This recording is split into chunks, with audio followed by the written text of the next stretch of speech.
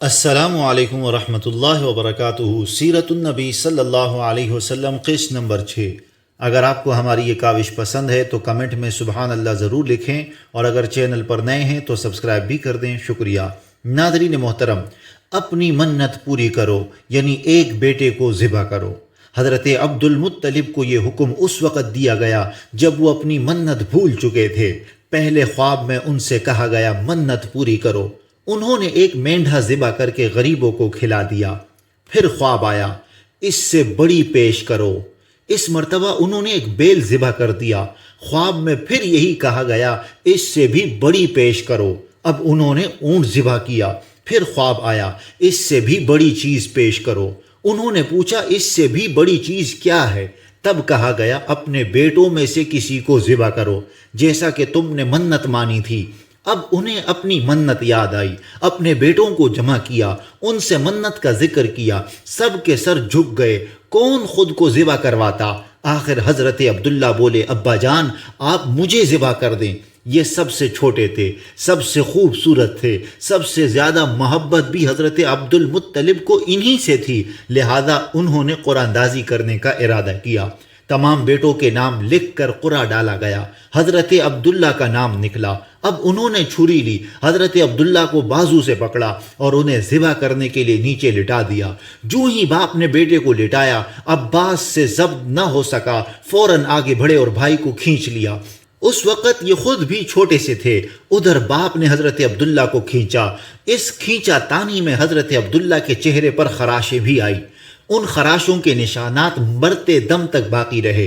اسی دوران بنو مخزوم کے لوگ آ گئے۔ انہوں نے کہا آپ اس طرح بیٹے کو ذبح نہ کریں، اس کی ماں کی زندگی خراب ہو جائے گی۔ اپنے رب کو راضی کرنے کے لیے بیٹے کا فدیہ دے دیں۔ اب سوال یہ تھا کہ فدیہ کیا دیا جائے۔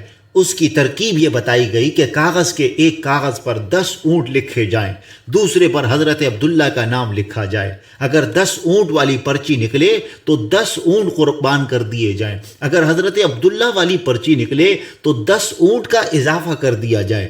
پھر 20 اونٹ والی پرچی اور حضرت عبداللہ والی پرچی ڈالی جائے۔ اب اگر 20 اونٹ والی پرچی نکلے تو 20 اونٹ قربان کر دیے جائیں، ورنہ 10 اونٹ اور بڑھا دیے جائیں۔ اس طرح 10 کر کے اونٹ بڑھاتے جائیں۔ حضرت عبد المطلب نے ایسا ہی کیا، 10 اونٹ بڑھاتے چلے گئے۔ ہر بار حضرت عبداللہ کا نام نکلتا چلا گیا، یہاں تک کہ اونٹوں کی تعداد 100 تک پہنچ گئی۔ تب کہیں جا کر اونٹوں والی پرچی نکلی۔ اس طرح ان کی جان کے بدلے 100 اونٹ قربان کیے گئے۔ حضرت عبد المطلب کو اب پورا اطمینان ہو گیا کہ اللہ تعالیٰ نے حضرت عبداللہ کے بدلے 100 اونٹوں کی قربانی منظور کر لی ہے۔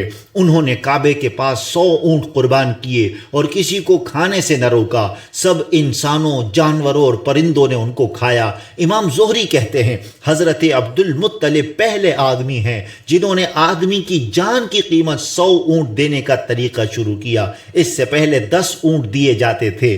اس کے بعد یہ طریقہ سارے عرب میں جاری ہو گیا، گویا قانون بن گیا کہ آدمی کا فدیہ 100 اونٹ ہے۔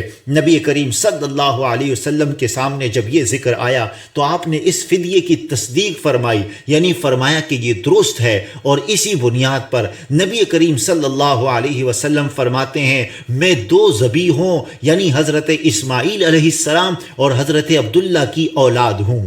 ناظرین محترم، یہ بہترین سلسلہ جاری ہے، لہذا قسط نمبر 7 دیکھنا ہرگز نہ بھولیں۔